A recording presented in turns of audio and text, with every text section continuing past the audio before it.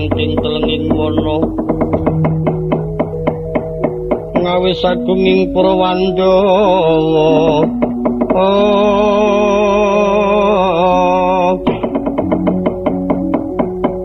umyang aku muro swaranira pendi berimu nyomangkung mandanging akasa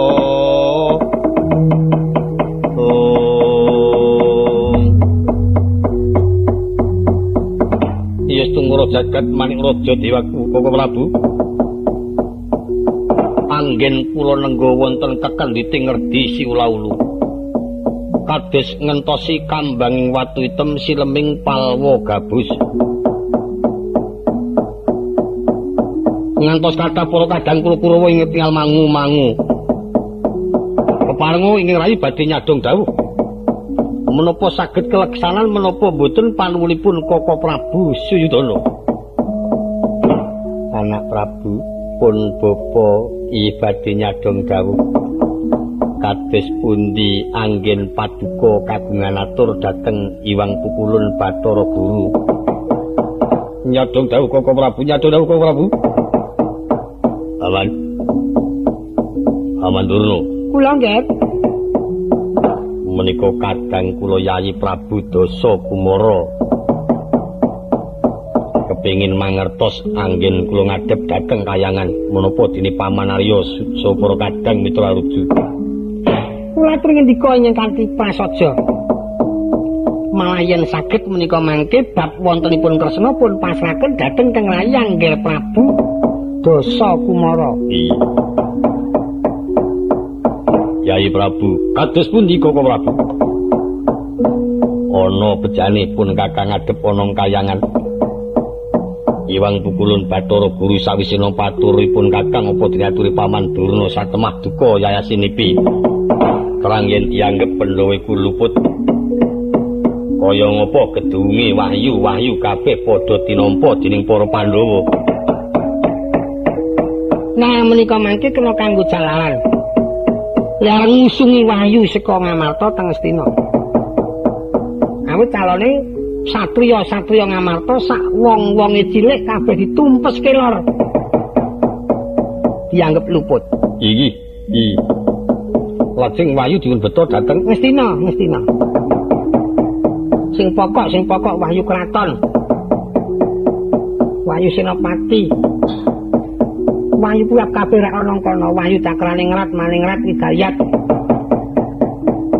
kurang-kurange wahyu cengkir gading wahyu kambel ijo wahyu pusra bumi wahyu ndok emas ndok bebek kabeh do nang kono iki mengko calon dusungi nang Astina mula ora ana alane padha cawisna kantong gandum kanggo nggawa wahyu iki ingkang kapitados sinten wani lho mangke rumiyin nanging wonten srana ingkang pokok menika Angger Kasena kedah dipun sranaken dhateng kayangan Suralaya sasampunipun Kresna menika mari saged pilubagan Sang Hyang Guru nah menika calonipun badhe pun gagalaken Brantayuda gagal ana Pandhawa sing dadi cacating dewa sing kudu mati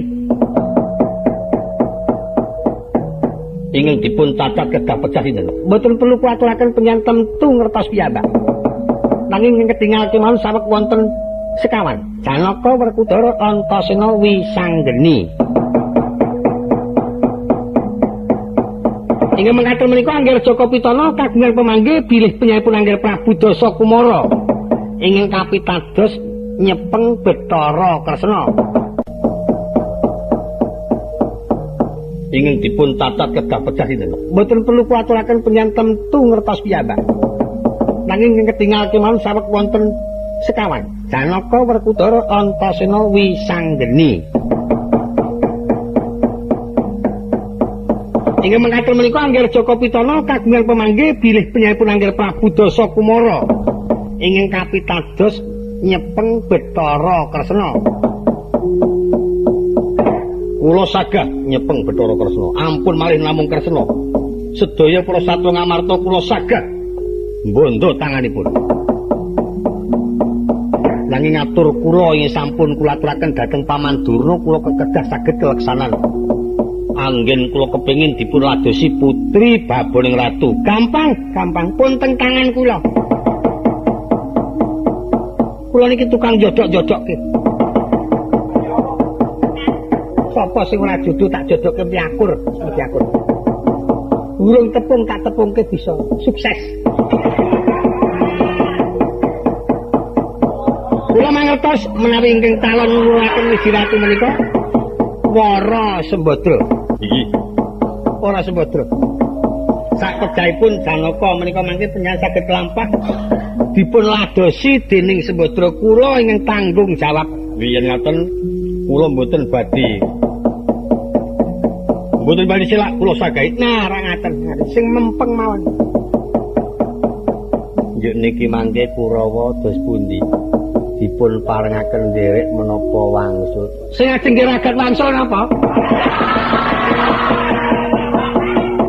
Kudu nyipeng teng mriki. Kudu nyipeng. Oh iya, mangke kula sing ngatur para Kurawa. Murukaken para Kurawa menika mboten mangertos bilih kempalipun menika wonten Kuwandawaru. Ngertosipun rak namung wonten ngetina ewa semanten lajeng minggah dhateng Kuwandawaru. Bejo sampean, bejo sampean. Ing minangka dados kanthi lampah kula tak parengake Paman Durna ngetutake Hyai Prabu. Atus niku. Paman Durna mboten kenging pisah kalian kula madosi kresna. Monggo kula dereke nggih. Paman Aryo, kula nggih kula warengaken para kadang ibadah pacak baris. Memanuki lampahipun kadang kula Hyai Prabu Dasa Kumara kula ngesaken dawuh panggil Prabu.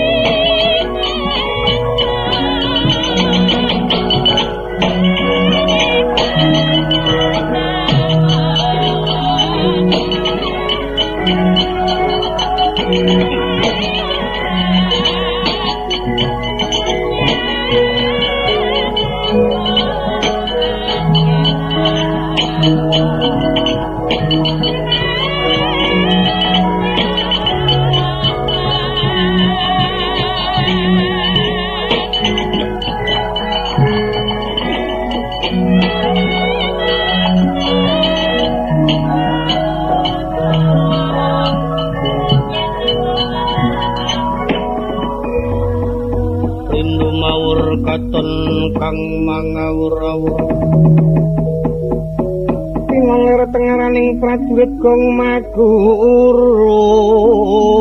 gongso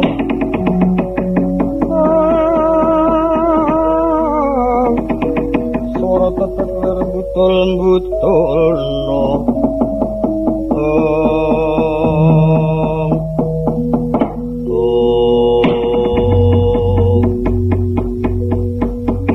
Kengabdi kepatian nyadong dawuh sinun kula sakrencang bidal saking negari ngejong diraja nderek Gusti kula Prabu Dasa Kumara ngantos dangu anggen kula lenggo wonten ing ngandhape ngerdi siula-ulu. Patih Pranata Basa kula. Apa sekirane ora ana para kawula kang padha nglirwake dawuh? Enget kula kados mboten wonten. Sedaya sampun kempal wonten ing tepining wana mriki dumunung sesukuning ngerdi Kondawaru. Pancen rada sawentara suwe nderek Koko Prabu Sidana Swanana kayangan. Nanging sakwise nampa pangandikanipun Kulun Bathara Guru, dina iki aku dipercaya marang Koko Prabu Jaka Pitana supaya nyekel Bathara Kresna. Menapa sababipun Kresna boten dirembak menika wedal badipun cepeng. Kresna bisa kecekel Brantayuda bisa wurung. Bisa kelakon Kurawa tanpa Brantayuda bisa ngrekake para ratu-ratu tanah Jawa. Inggih. Aku dhewe wis ngantepi aja ming lara senajan tekaning pati tak wujuti. Nggonku bakal bantu Koko Prabu Jaka Pitana waton aku didhawuhake karo sak wanita ingkang dadi wijining ratu tanah Jawa. Paman Durna wis nyaguhi. Menika ingkang abdi patih. Iya menika patih kula. Oh, patih? Kula penemban. Kowe nampa kabejan. Iya. Janji nderekake sesembahmu mesti bakal nampa kabejan. Kresna bisa kecekel, sesambahmu bisa dhaup karo Sembadra. Kuwi putri baboning ratu. Iya. Kowe tak nehi Larasati ya sing randa los titik. Iya. Wis rikandhi nggo aku. Iya. Kang Togop. Iya. Kingko calone bojone Janaka Adidum. Kowe nek nggugu aku njaluk catetan. Sing ngomong sapa? Kae Pendhita Durna. Aku nek ngrasake Durna ki wetengku ngantek ketok amono wudelku ngantek metontong. Apa sebabe? Mangkel karo tumindake Durna. Ya ngono ki ora maido. Tekon sing ora apik ngono ki nek digledah sing sak tenane jane ora mokal. Jalaran Durna kuwi dudu asline wong Ngastina. Nek sing pendhita asline Ngastina ngono jane ya apik-apik. Luwe-luwe sing mapan ana ing kiwa tengening pertapan ing Kira Tawu, Gunung Girisarangan apik-apik tur ngelmune ya mulus-mulus. Nek Durna kae ngelmune komplit ning ora tau nglakoni. Ora tau ngelih mulane. Durna ki ya randa clintisan. biyen saka ngendi? Saka ngatasangin. Oh. Saka ngatasangin niate iki anjajah nang tanah Jawa. Arep ngalahake ngelmune wong tanah Jawa duwe jimat sing malah iso mabur karo iso ambles biyen. Iya. Ing merga saka tumindakku nek pancen disi kersaning dewa, dilalahi jimat sing dienggo gawe angkara murka ilang. Dheweke terus tongo-tongo arep bali isin arep bacut nyabrang segara ora wani. Yo mung tenger-tenger nangis. Oh nangis gembeng kok biyen dok cilik. Banjur mudarasa ngene, kok ngene iki ana sing iso nulungi aku. Sapa sing iso nulungi nek lanang kuwi sedulurku lanang, nek wedok ora mandang tuwa nom ayu elek atak pek bojo. Pangudo rasane njur ketrima soale ana jaran wedok. Ning ora muni wong ngono dadi ning sapa sing iso nulungi ya klebu jaran barang kuwi mestine. Jaran kuwi ditunggangi karo Durna kuwi mabur, nitih turangga ning mabur wong jarane duwe suwiwi. Durna ning dhuwur nangis meneh. Apa ya kakon ning atase aku wong kok kudu tumindak kaya mengkono karo jalan ngono. Ning gandeng Durna kuwi ya randa ora patek patut tumindake iki tingak-tinguk mumpung ora ana wong. Jaran saya munggah Durna keplorot. Jan plorot. Pancen elek temen kelakuanmu kuwi. Oh, berjel iki. Kok ngono kok digawa kok. Lho niku dongenge kok dongeng-dongeng ora diumumake. Krungu piyayi pirang-pirang kok jaran-jaran. Ning nggih napa? Iya ora. Piyayi temenggung-temenggung padha ngrungokake temenggung iman, temenggung marga. Do ngrungokake kok ngandhake kok ngono terus ora iso mlaku wonge. Mula-mula ya kowe kok. Ya ngono ki nek gemantung rasane ki gawe tulodo kok kang ngandungake ngono ki men dicontoh bocah cilik-cilik nek ngono Durna ki tumindake ora apik ngono.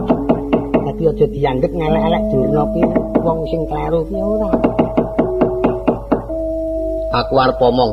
Monggo. Kowe ora ngrungokke lek omong ngati-ati. Nggih, monggo wekdal kok semanggaken monggo. Patih, lho.